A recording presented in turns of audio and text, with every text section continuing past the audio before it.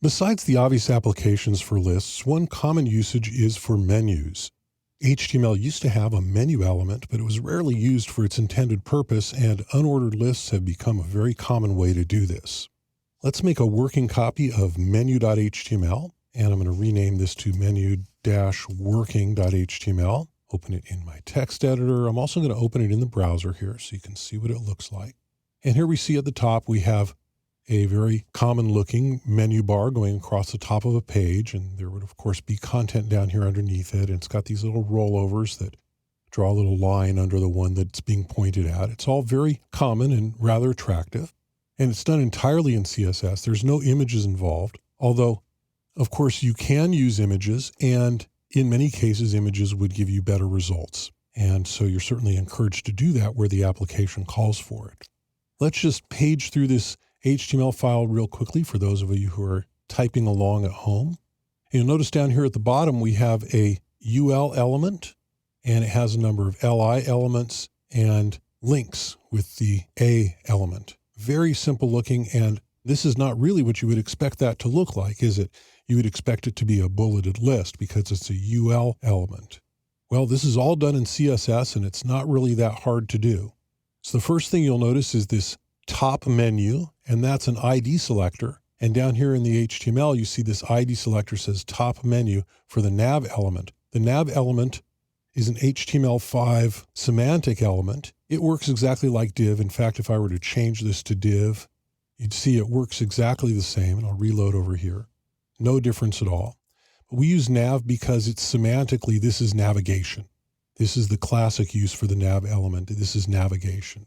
And so we've styled the nav element to fit all the way across the page with the width, give it a height of 33 pixels to match these A elements so that it stretches all the way across, and it gives us this nice blue bar, margin 0, padding 0, so that it goes all the way to the edges.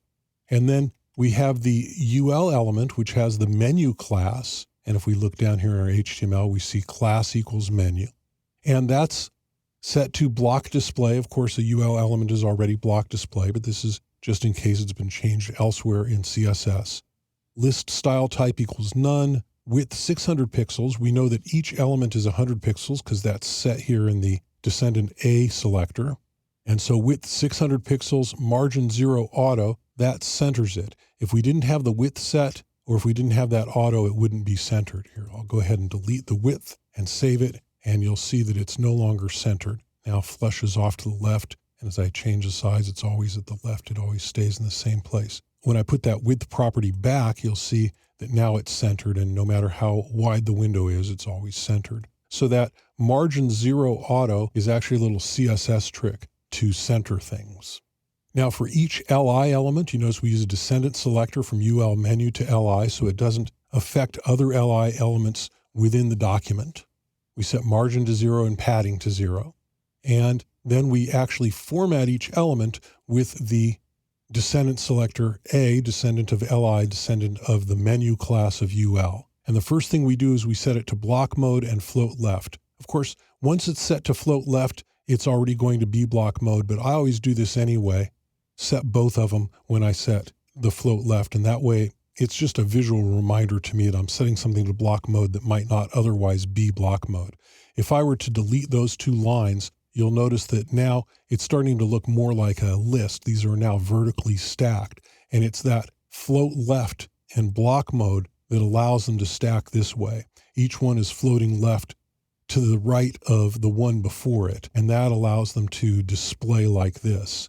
So once we've got them in block mode, we treat them as block elements. We've got a max height, we've got a width, we've got margin and padding, and then we set the font and the font size and the text align center within each of these blocks. You see that the actual word is centered there, and that's all there is to it. The final step is the hover, and so we have the hover pseudo selector on the A element, and we're still descendant in that same tree, and we set a bottom border with that same red color as the text. And so we get that bottom border comes up as we move the pointer across.